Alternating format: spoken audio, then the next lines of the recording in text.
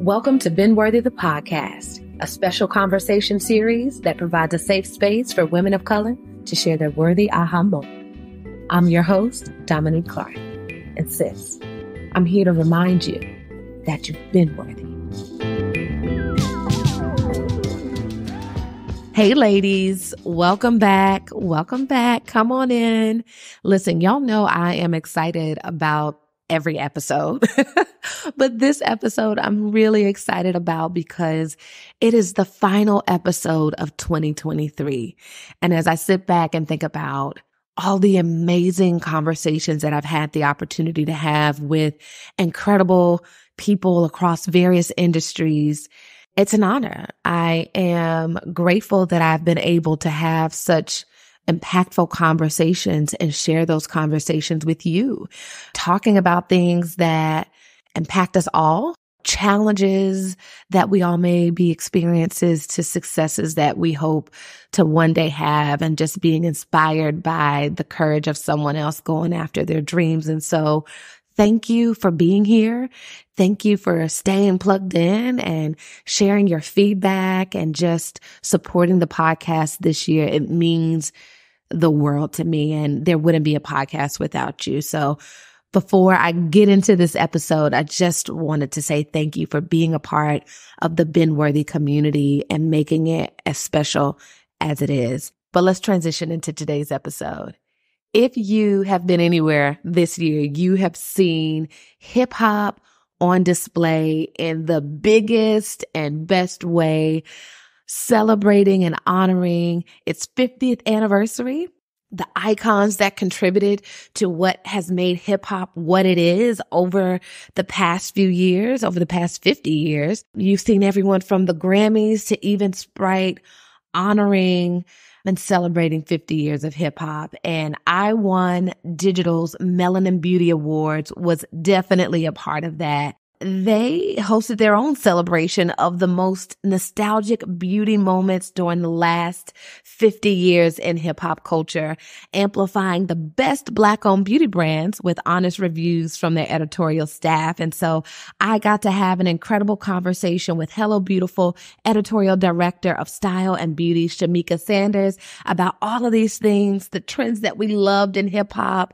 back then in the 90s and 2000s that we still love today, and everything in between. So sit back and enjoy the conversation. While you're here, make sure you rate, like, and subscribe. Join the conversation on YouTube. And I hope you enjoy this conversation just as much as you've enjoyed all the others this year. All right, Shamika, I am super excited to have you here. But first I have to say, girl, I've talked to you before. I realized I've interviewed you before. No way. I have. I rarely get interviewed. When did you interview me? So it was back then, Radio 1's Women's Empowerment, and it was in Raleigh at the PNC Arena. And I believe you were with a lady by the name of Kiera. And I had a conversation with both of you about the event, and you were both there. And In the back. Like, I know this face. The press room. In the press room. Oh my. Okay, so I lied. I have got interviewed before. I did not even remember that. I was pregnant, actually. You were pregnant, and I was the social media correspondent for Radio 1's event that day. So I was interviewing talent in the back, and you all came through, and I was like, oh, I know who these girls are. I want to talk to y'all. Thank you. Oh my gosh, that is such a great memory. Mm-hmm. Oh my gosh, that was a wonderful event. Yeah. I was super pregnant too. I mean, not super pregnant, but I was pregnant enough. You're pregnant enough. Yeah. I was pregnant enough. That was awesome. Yes. And I do remember because I was with Kiara. Mm-hmm. Yes. Yeah. Yeah. So I'm excited to talk with you again and to see your face. This time all about HelloBeautiful and Madame North celebrating the evolution of beauty in hip hop in honor of Hip Hop 50. I love that you all are doing this. You have the Melanin Beauty Awards, which makes my heart so happy. So before we jump in conversation really quickly, because I got so excited to say that I've talked to you before. How's your spirit? Oh man, that's a great question. I'm in an interesting season where I feel like, I had to kind of go through just a little bit to come out on the other side, but I feel God has definitely just told me to push through, and he got me. So Yes. I'm pushing through this season. Yeah. Excited for 2024 because end of year fatigue is real. Okay. Yes. Tired. That's tired, boss. So yeah, but my spirit is I'm hopeful, I'm always faithful. Yeah. And I'm happy because all things considering, life could be so much worse when you think about it. Yes. So thank you for asking that. How's your spirit? I was going to say, girl, we're in the same place. The last couple years, have been rough, and it's had its way with me. And I'm like, all right, I'm tired. I'm ready to sit down somewhere and not deal with, the craziness that life can bring. But I feel like I am on the other side. I can see the light at the end of the tunnel. Things are progressively getting better. Jesus is my homeboy, so he's right here with me. I feel you. Better. That's exactly. I understand. Yeah. So I'm better. Thank you for asking me. So why was it important for Hello Beautiful, Madame Noor to join forces to create such a platform that recognizes and celebrates Black beauty brands? So it's important for us every day at Hello Beautiful and Madame Noir. We are celebrating Black women. And we love our audience, and we realize that our audience really responds to Black owned businesses, Black owned products, support Black owned businesses. They really enjoy budget friendly things. They enjoy being just like introduced to products that they can really enjoy. So it seemed like a natural merge to do this. And then Madame Noir is our sister site. So we were able to collaborate in a way where we have this really beautiful hub that lives on Hello Beautiful, but the Madame Noir editors really, really stepped up and did a lot of our deeper dives. They did a lot of our like longer form pieces that really, really tied together the theme with our product reviews. So, and this year with Hip Hop 50, we just were like, you know what? We have to incorporate Hip Hop 50 into this somehow, and the beauty aspect. And when you think about it, hip hop, beauty, style, that they all intersect. Yeah. And the culture has really just come such a long way on the strength of Black women. Yes. And just our beauty and our physicality and all of those things. So it was a natural merge. Yes. It's my kid in the back. Yeah, look, I'm a mom of 3, so I understand. Okay, so you should have said that from the jump. Okay. Listen, I'm a mom of 3 girls. I'm sure y'all heard. I was trying to speak through it. Her dad woke up, and then this one over here just threw his chicken nuggets. So this is a safe space, okay? You do not look like you have 3 kids. You are glowing and stunning. Thank you. Yes, I've got 3 girls, 10, 8, and 2. Help me, Jesus. 10. Wow. I am, motherhood is so very interesting. It really is. It is. But, I'm so grateful for it. I look a lot younger than what I am. I'm 37. So I look a lot younger than what I am, or maybe I do. No, you do. Totally. Yeah. That's a natural beauty. Oh my goodness. You look like you're like 29. I'll take that. I will. Well, speaking of that, this was going to be later in the conversation, but since we're talking about motherhood and children, what beauty conversations? I know you have a daughter. What beauty conversations, if any, at this stage, I know she's young, are you having with her? So it's interesting because my daughter, she's actually a special needs child, and she's not verbal, but we do, she's a little Virgo too. I do notice that we do bond a lot through some of our beauty practices. And one of the main things is when I braid her hair. Yeah. So I love braiding my little girl's hair. And she knows, and she, like I said, she is special needs, and she has some developmental delays, but she's very intuitive, and she's definitely understanding of what's happening, what's going on. And she knows when it's hair time. Yeah. When I come out with the comb and the brush, the blow dryer, like all the stuff, I sit it next to her. She starts fussing if I walk away and she thinks that I'm not about to like sit here and do her hair. Yeah. So we really, really bond through those hair times. And she's only 4. So, still so much time to grow. Those beauty conversations And I just really look at her in awe because she is like everyone looks at their child like, you are so gorgeous and so stunning. But to me, she's just so beautiful. She has the longest, most beautiful lashes, and she looks like her father, who is extremely handsome. So I'm not mad at that. But I can't wait to have those conversations in the future because I really want to instill in her that like all skin colors are beautiful. Because I feel like when I was growing up, I'm just trying to think of like how I like things I probably needed to hear. Yeah. So I make sure that I tell them to her. Yeah, same. I'm the same way with my girls, affirming them at 3. Yeah. And, at 3 different phases of life where they're being challenged with their identity, their beauty. One is fair skin, one is dark skinned, and just colorism, all the things, but just constantly having to remind them. And like you said, conversations I wish people were having with me when I was growing up.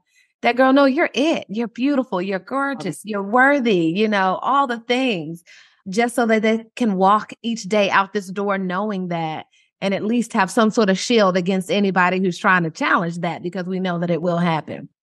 Absolutely. Yeah. That's the biggest thing. I feel like just Black girls in general, like colorism is something that like we know about. Yeah. And talk about, but I don't know if we talked about it like really meaningfully. Like we were younger. I'm 30. What am I? 35. I'm 35. So, like back in our day. Yeah. Yeah. It wasn't really like, we just knew that like light was like connected to the lighter you are, the better. That's right. That's right. So with my daughter, she's super fair skinned. I definitely want to instill in her that you are not better or worse than anybody because of skin color. And that's not how we look at it, because all shades are beautiful. And so that's super important. Yeah. So you talked about the products, when you pull out the products for the hair and styling the hair, that's a bonding thing for you all. As editors, y'all are always playing in products. I'm sure as beauty editors. Always. I always say, like, that's got to be like the best job. Like, to be able to try out and explore all of these amazing products, it has got to be the best job. And so when you're talking about the Melanin Beauty Awards and you're trying to go through the selection process, like, what's the testing process? Like, do you shampoo? I get a lipstick. Do I try it out for a week? And then I tell you what I think. Like, how does that work? Yeah. So this year, we really, really wanted to make sure that we were fans of the product. Yeah. So we dug in our bag and we actually looked at products that we have had tried all year. Okay. Didn't want to have to do like intense reach out. And then what happens with that is that some people don't respond. And then you're just stuck with one product and you're just like, well, this is what I'm just going to review. Yeah. So we really went with products that we've tried all year and then narrowed it down from there. So like talking about my daughter and like the products that I pull out when I love her, do her hair. I always say Mael wrong. I think it's Mael. Yeah. It's Mael. Listen, I always say it wrong too, but I believe it is Mael. Yes. I said it wrong one time for a while and I was like, girl, get it right. I like, these are products I really use. Yeah. Like the Mael Rosemary Mint shampoo and conditioner. Like, I love a leave-in conditioner. And that is the one that I've been using with my daughter. And the only one I really trust like that, because she is 4. Yeah. So, you can have some other products, but adult hair products like that, I trust Mael. So these are really products that we've used all through the year. And we're like, okay, now we know this works. We know this is good. Yeah. It wasn't a week trial. It was like, no, I've had this in my closet. Yeah. And we really, put that effort into it. So who were some of the winners? I know the Mael shampoo. Smashbox foundation was one of my favorites. I saw that on the list. Yes. Who else were some of your favorites? It was interesting because, sorry to cut you off. I got so excited. I was like, Smashbox. It was interesting because Smashbox, we know, is not Black owned. That's right. We did have probably about 2 or 3 product brands up there that weren't Black owned, but were Black trusted. Yeah. Like there are like Urban RX. Yes. We love Urban RX. We love Urban RX. Love her.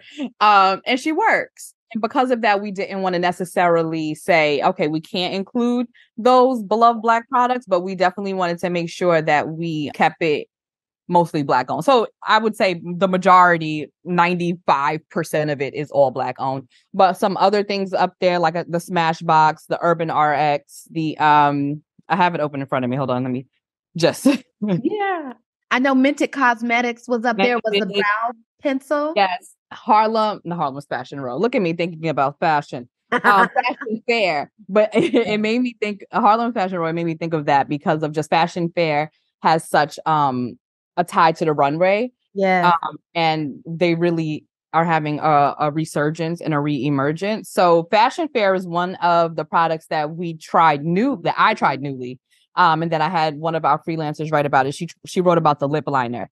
Yeah. And I had interviewed the director from Fashion Fair for this because we also wanted to talk about how amazing it was for that brand to be coming back.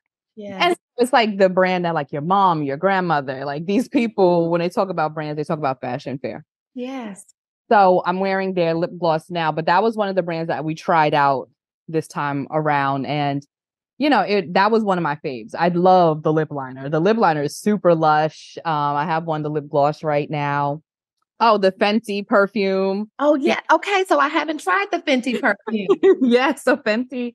I had a freelancer write the Fenty because we did a perfume or scents post earlier in the year. And we had each editor describe like their favorite scent. And that was one from her. So again, we didn't want fake reviews. We wanted stuff that we tried and people wore. So she wrote about the Fenty perfume, but coincidentally, I had just gotten it. And, that was one of my favorite write-ups because it's just such a luxurious bottle. Yeah. And I was like, are we going to be able to find a Black-owned perfume? And I was like, oh my God, duh, Fenty. And it does smell good. It is so long-lasting. That thing it has like a vanilla-y touch to it. But when I sprayed that and it lasted days. It lasted days. Get some of that. I wasn't sure. I was like, okay, can Rihanna do fragrance too? But what can't she do? I don't know. No, yeah, it has a presence to it. That's the thing about perfumes is that what I love isn't necessarily what you love, and vice versa. So it's really something that you have to try. But I would say it's worth the $1 to try. Okay, well, good. Yeah, because we like our coins going into good places. So I'm glad it's worth It's worth the $1. It's definitely a beautiful bottle. It has a strong lasting scent. And it makes you feel like it's from Rihanna. It makes you feel like a bad gal. Yes. Well, you talked about Fashion Fair's lip liner. And I want to get into this roundtable conversation that the editors had about, hip hop and how beauty was a part of that. One of the things that they talked about, which was a big trend, was the lip liner. And lip gloss, or did we love that? Yeah. What were some of your favorite trends in hip hop and beauty over the past, I'll say 35 years since you're 35? I love everything in the 90s. Yeah. That was my era. I was born in 88. So the 90s was really like the time for me. I love an updo waterfall bang moment. I do love lip liners with the dark lip liner with the light middle. I was so happy that came back. Yeah. Not in form of, because you know what? It got better because trends always come back around. But back in the 90s, it was like heavy black. Like you would wear the black liner. That's right. And, you would have maybe like a lip gloss in the middle. I love that it evolved. And this is just a testament to how makeup has evolved with so many more shades. Like the brown liner with like the nude in the middle. That's a vibe. We love that. So I love those trends. Right now I have on like a graphic tee. So I'm just I'm giving a little 90s with the swoop bang. Now, those are my favorites. I'll say the swoop bang, the lip liner, and the updo with the tendrils. Ooh, when one came out. See, my favorite was the jersey dresses, and my mom would never get it for me. I was so mad, but when I saw Maya come out with that Carolina blue jersey dress. Yes. I was like, what is happening? Why don't I have this in my wardrobe? Where are you from? Are you from? I grew up in North Carolina, but I'm originally from New York.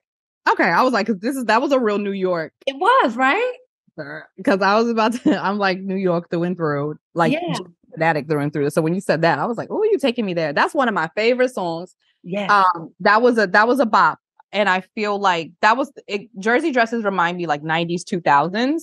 Yeah. And I had a couple jersey dresses. Jersey dresses were such a trend. Yes. It's so nostalgic. I love that. I love the powder blue Rocawear suits. Like all of them. If we're going to take it there, we could definitely go back. But Yeah, I love that. Now, would you say that one that you've mentioned, or maybe one that you haven't, was that moment in hip hop and beauty where you were like, oh, that's the look I want, whether it was hair, I know you mentioned the updo, whether it was a style, whether it was makeup, like what was something that you saw and you were like, oh, I want that look? You know what pops into my mind? Mary J. Blige in Not Gonna Cry. This was something I referenced a lot because Mary J. Blige, she had the gold lip on and she had the twisted gold earrings. And I actually attended a Fashion Week event, and Misa Hilton, who was behind the look, had talked about just like Mary's ghetto fabulous. Yeah. And I loved that. Mary was so just like, she had so much style. It was so 90s. Yeah. And just really elevated. And I feel like she really like encapsulated how I feel like I would have been if I was older in the 90s, because I had an older sister. She always had those earrings. Yeah. And that stood out to me. Like the twisted gold bamboo earring type style, that always stood out to me. And she had the waterfall tendrils in the bang, and then the updo in the back. Yes. I don't cry. And then she had the scarf one time, and then the glasses. Like, it was just. Well, let's stay here for a minute. Speaking of Mary J. and all the things, during that time, I feel like we were just starting to see major beauty and fashion campaigns featuring Black artists, specifically Mary J. You had Eve, and then over time, Beyonce and Meg Thee Stallion, Cardi B, like all of these people in the forefront of these beauty and fashion campaigns. Can we unpack that for a little bit? Because what I loved about that is I feel like the world was awakening to the fact that not only did Black people have so much influence on the culture, but on the world in general. So to talk about that, Mary J was super influential in that. But you know who was super influential in that? Little Kim. Oh, yeah. First of all, I wrote Little Kim's name down. I can't even believe I forgot that. Yes. No, it's okay. Because they were in that same era and they both worked for that. But Little Kim, the significance though about her and beauty and fashion is that Little Kim branched the gap between high fashion and hip hop. Yeah. They weren't, brands and designers weren't lending clothes to Black artists and celebrities. Misa Hilton and Kim, they talk about this often. They were out buying their Chanel at the store. Yeah. They noted it was much cheaper back then, but they were real it girls and fashion girls in that sense. But then when Little Kim started working with Marc Jacobs and I think it was her Dave LaChapelle shoot that put her in the Louis Vuitton monotone look on the cover of, I think it was Interview magazine. And that really started just the Black girls being able to be seen in those spaces.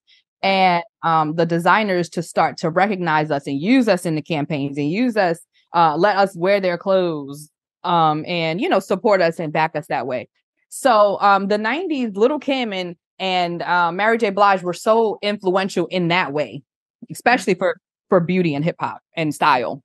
Yeah. Well, now I want to get into your business a little bit, if that's okay.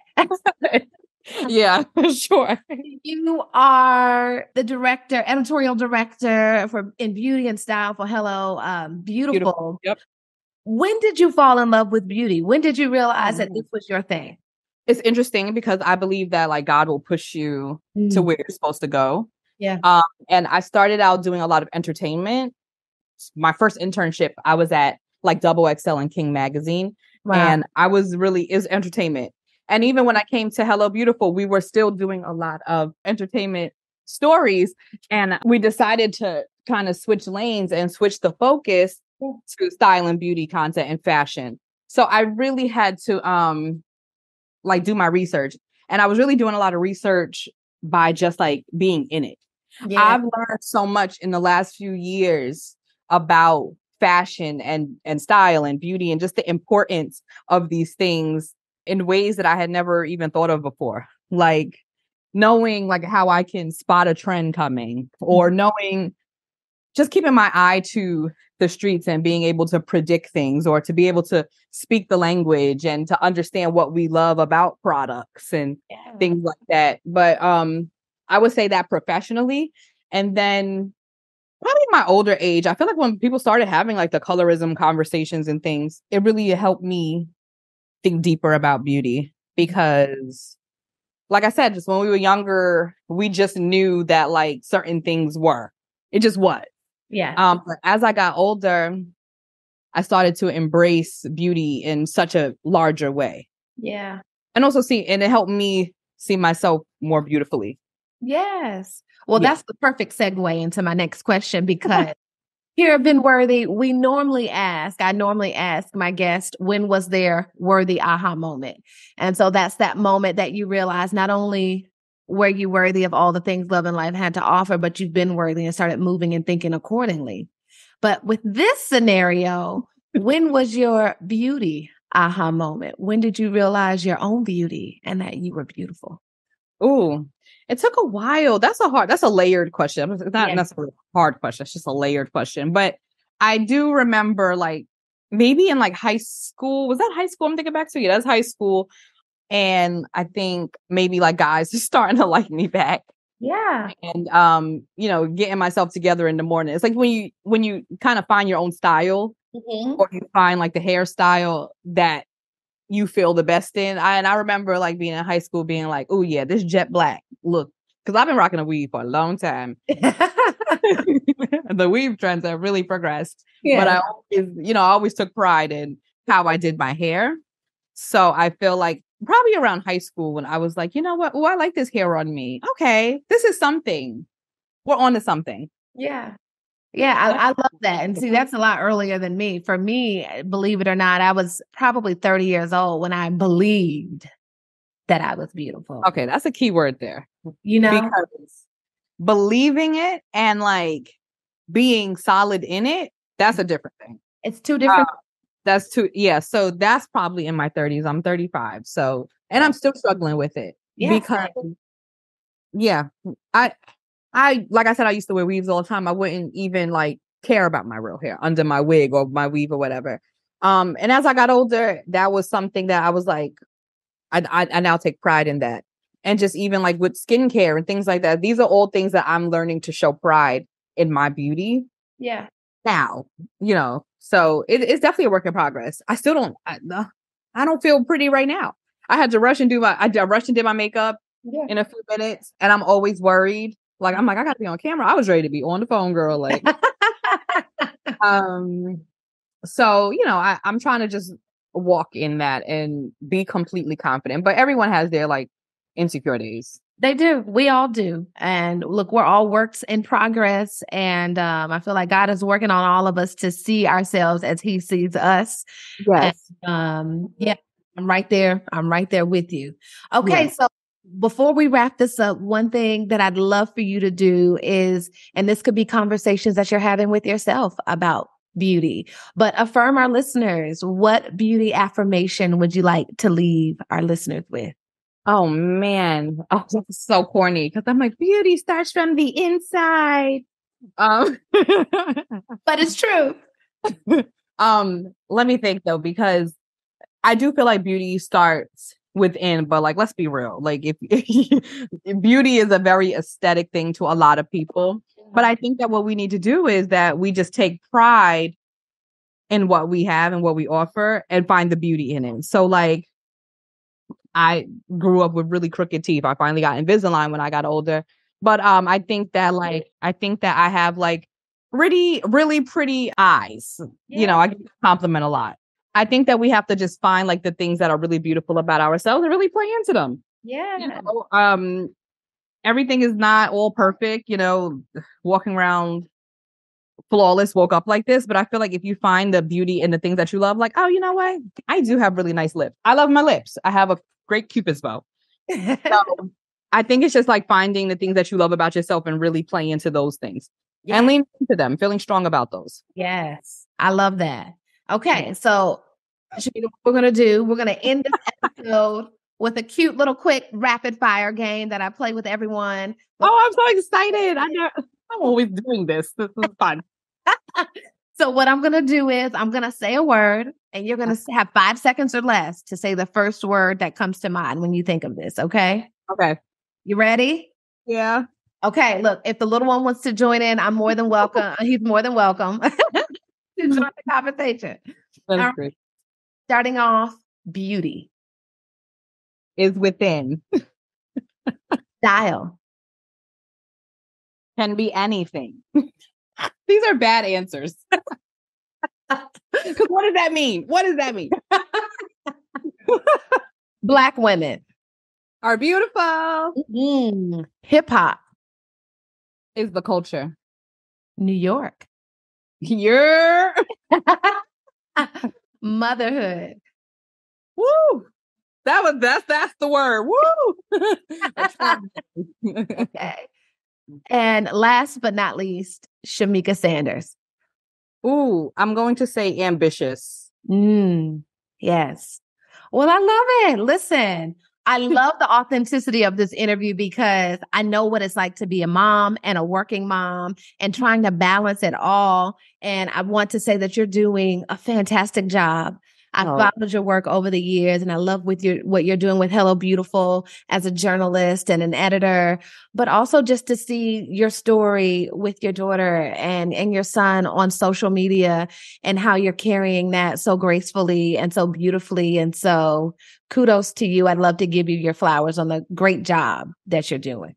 Girl, don't get me to crying. These lashes are barely on. I am yes, thank you. Because I know that Yeah. as a mom of 3, how tough it is. And I guess that's why the first word ambitious came to mind, because I wanted to give up on this interview so bad. I was like, I have to walk outside to get my daughter off the bus. Like, I have to do this, and I'm a mess, and my kid is in the back yelling. I'm just like, it's gonna be on YouTube. But I will always push myself. So I'm so grateful that you stuck with me. Yeah. Because if you would have been like, girl, bye, I'd have been like, okay, well, it didn't work out. Sorry. No. So pushing myself, and I thank you for this right now, because yeah, that's what it's about. Look, sisterhood, having each other's back, understanding, empathizing, like we're all trying to do our best. That is my thing. If anybody takes anything from me, it's like compassion, loyalty, and working hard. That's it. Hard. That's it. Well, I appreciate you. Thank you for your yes and your time. And I look forward to supporting Hello Beautiful and the Melanin Beauty Awards in the future. And congratulations on another incredible awards. And I look forward to following you all more. Thank you. Drop your IG. I have to make sure I have you on Instagram. Okay, I will. Okay. Thank you. Have a wonderful and blessed night. You too. Bye-bye. Up so I can share it. Okay, I will. Thank you. Thanks, Shamika. Bye.